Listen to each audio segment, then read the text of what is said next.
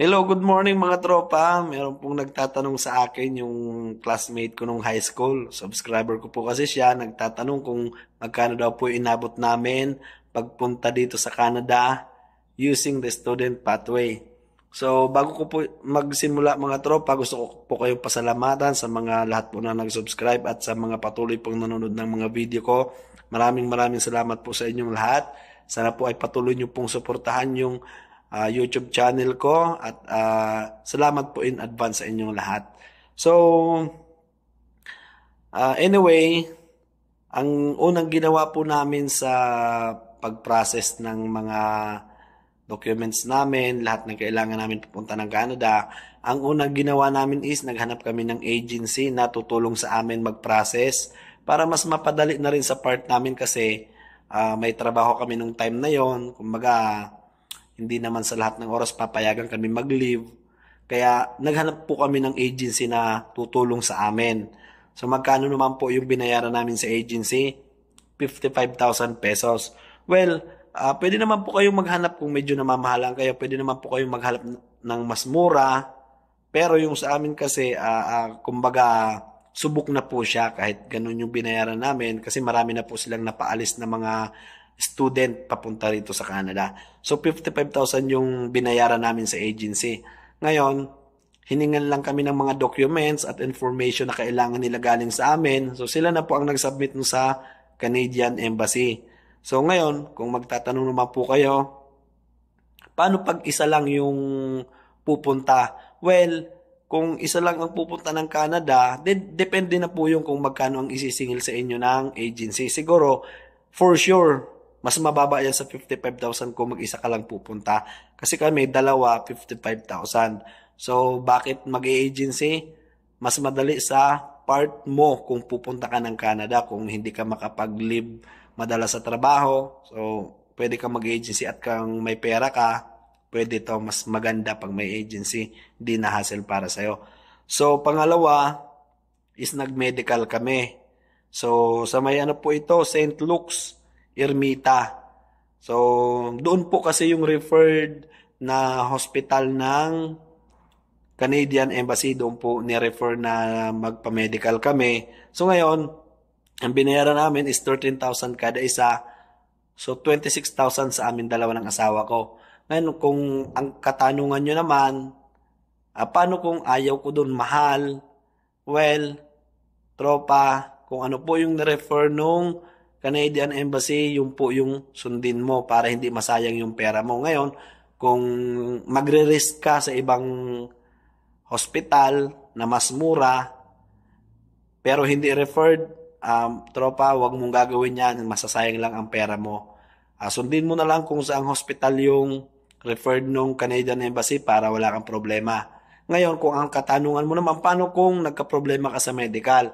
Well, again, magtatanong ka pa rin sa St. Luke's kung saan ka na pwedeng magpa-medical ulit.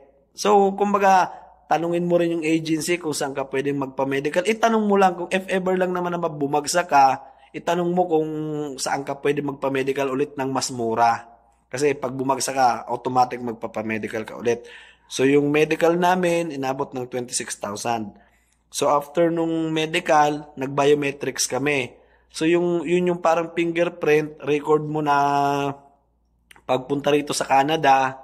So, ang binayaran namin doon is 7,116. So, dalawa na po kami noon ng asawa ko. So, after naman noon ng biometrics, ito na yung medyo mabigat, yung tuition fee. Ang kinuha po kasi ng asawa ko is biotechnology. Ang binayaran namin sa tuition fee is 753,200. Yes, 753,200. Well, baka magtatanong kayo kung bakit ang mahal ng tuition. Depende po yan sa course na kukunin nyo. Siyempre, kung ibang course, baka mas mababa. So, ano na yung mga binayaran natin? Agency, 55,000. Medical, 26,000. Good for 2 persons. Biometrics, 7,116 pesos. So, 2 persons na rin yan. Tuition fee, 753,200. So, tuition fee ng asawa ko lang yun. Ako, hindi naman po ako nag-aaral. So, ito na po yung susunod, plane ticket. So, yung plane ticket namin, ang unang binayaran namin is 120,000. And unfortunately, nagka-problema. And kung curious po kayo, meron pa akong video noon na ang nakalagay is visa approved going to Canada. Please make sure of this. Yon, tropa, panoorin nyo po yon.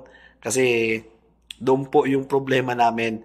So, 120,000 pesos. Unfortunately, nagka-problema. So, nag-book ulit kami ng panibagong ticket na ngayon yung alis na, ay kinabukasan yung alis namin. Ngayon kami nag-book, which is 250,000 pesos. So, inabot ng 370,000 pesos yung ticket namin. So, ang inabot ng gastos namin lahat-lahat going to Canada is 1,211,316.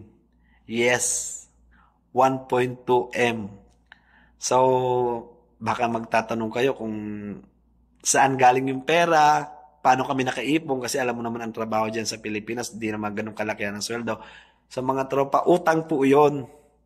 Kaya yun po yung kailangan pagkabayaran, pag-ipunan. So, pero eventually, basta tiyaga lang, mababayaran naman yan sa mga susunod na taon siguro. So, ano ang mga binayaran namin? Agency, 55,000. Medical, 26,000. Biometrics, 7,116. Tuition fee for 1 year, 753,200. Plane ticket, 370,000 pesos. So, yung plane ticket kasi, kaya inabot ng ganun kasi, yung 120,000, nagkaroon kami ng problema doon na yung flight namin na-cancelled. Basta, nandoon yung panoorin nyo na lang po mga tropa. Nandiyan po yun sa naunang video ko. Makikita nyo po yan dyan. So, hanggang dito na lang po yung video ko today. At maraming salamat po sa panonood ninyo. So, Batch, sana nasagot ko yung katanungan mo. At magkakaroon na kayo ng idea kung magkano yung nagastos namin. At maraming salamat po sa pag-message mo sa akin. God bless po.